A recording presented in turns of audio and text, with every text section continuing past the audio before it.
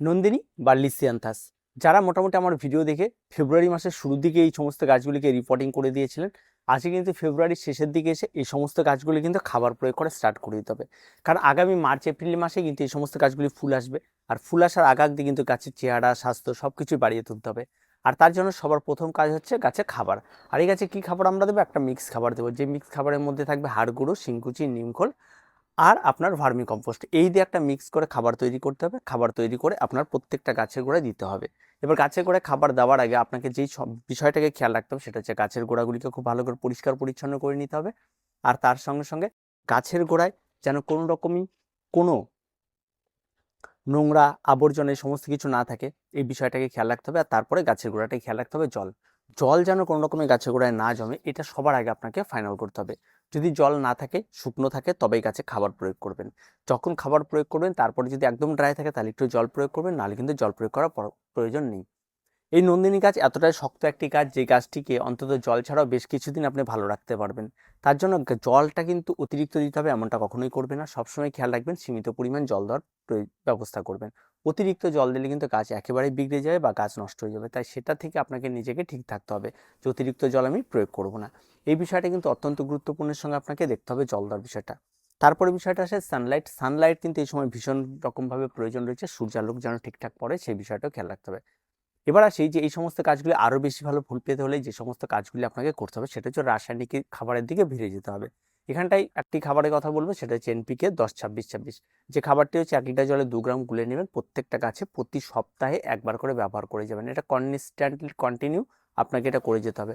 তার সঙ্গে সঙ্গে আপনাকে গাছের পাতায় যেটা ব্যবহার করবেন সেটা হচ্ছে এনপিকে 20-20-20 যদি থাকে তাহলে সেটা 15 দিনে একবার ব্যবহার করবেন। এই দুটো যদি অল্টারনেট করে করে কন্টিনিউ যদি করতে পারেন, একটা 15 দিন পর পর, একটা 7 দিন পর পর যদি করতে পারেন, তাহলে কিন্তু আপনার কাছে সর্বোচ্চ গ্রোথ পাবেন আর প্রচুর পরিমাণে ফুল পাবেন।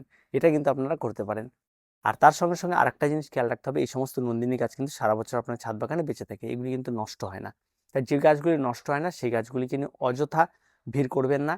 আর তাতে অতিরিক্ত জল দিলে এই গাছ মারা যায়। তাছাড়া এবার সূর্যালোক আসে, সারাদিন সূর্যালোক লাগে এমন জায়গাতে কিন্তু এই সমস্ত নন্দিনী গাছ রাখতে হবে।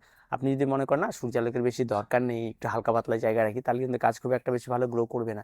সবসময় গাছকে গ্রো করার জন্য আপনাকে যেটা প্রয়োজন সেটা হচ্ছে সারাদিন সূর্যালোক। তাই সারাদিন কোথায় সূর্যালোক লাগবে সেই জায়গাটাকে আপনাকে খুঁজে বের করতে হবে এবং সেই জায়গাটাতে এই সমস্ত গাছগুলিকে রাখতে হবে। পরবর্তী স্টেজে বেশ কিছু পরিচর্যা দেয়, যাদের কাছে এখনো ছোট থামপটের মধ্যে রয়েছে তারা বড় পটে কনভার্ট করে ফেলেন এই সমস্ত গাছগুলিকে।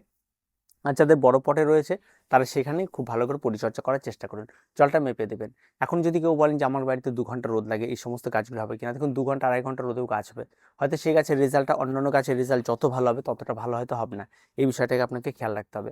তাই যেটাই করবেন আপনাকে একটু চিন্তা ভাবনা করে করতে হবে। সব সময় যে সব গাছের রেজাল্ট খুব ভালো হবে এমনটা কিন্তু নাও হতে পারে। তাই যখন যে গাছটির পরিচর্যাই করুন না কেন সেটার সঠিক পরিচর্যা করবেন, দেখবেন আপনার গাছ অনেক বেশি ভালো থাকবে। এবার আসে অনেকে চারা তৈরি করার বিষয় বলে, এই গাছের চারা কিভাবে আমরা তৈরি করব? দেখুন, নন্দিনী গাছের চারা সাধারণত বীজ থেকে হয়ে থাকে। আর তাছাড়া আরেকটা পদ্ধতি হয় ডিভাইড পদ্ধতিতেও চারা তৈরি করা যায়, কিন্তু যদি দেখা যায় গাছ অনেক বেশি ঝাড় রয়েছে টবের মধ্যে তবে এটা করা সম্ভব। তাছাড়া কিন্তু অযথা এগুলি করতে গিয়ে কিন্তু গাছকে নষ্ট করবেন না। কারণ এখন গাছে ফুল আসার সময় এসে গাছে ফুল নেওয়ার এবং সেই ফুলের মজা নেওয়ার চেষ্টা করুন। আর এই গাছে ফুল সাধারণত স্টিকের মতো হয় এবং বিভিন্ন কালার হয়ে থাকে, অনেকটা গোলাপের মতো হয়, কিন্তু গোলাপের মতো অত পেটাল হয় না। ঠিক আছে? আর অত টকটকা লাল বা এরকম কালারেরও হয় না, বিভিন্ন ভ্যারাইটিস কালার হয়ে থাকে, বাই কালারের হয়, সিঙ্গেল কালারের হয়, বিভিন্ন কালারের হতে পারে, আর কালারের কোনো শেষ নেই। তো যাই হোক, এই সমস্ত গাছগুলিকে এই সময় এসে প্রত্যেকে করতে পারবেন, কোনো রকম কোনো অসুবিধা হবে না। আর মোটামুটি দেখার মতো একটা গাছ থাকে, আর কম বেশি প্রত্যেকে করুন, খুব ভালো গাছ। আর অনেক বছর হলো এই গাছটি এসছে, কিন্তু আমাদের এইদিকে মোটামুটিভাবে নতুন এসছে, বসন্তেই শুরু দেয়, মার্চ এপ্রিলের দিকে এই সমস্ত ফুলগুলো হয়, বর্ষাকালে একটু যত্ন করে রেখে দিতে হয়, এটাই কাজ। আর এই সময় যে খাবারটি বললাম সেই খাবারটি দিতে পারেন।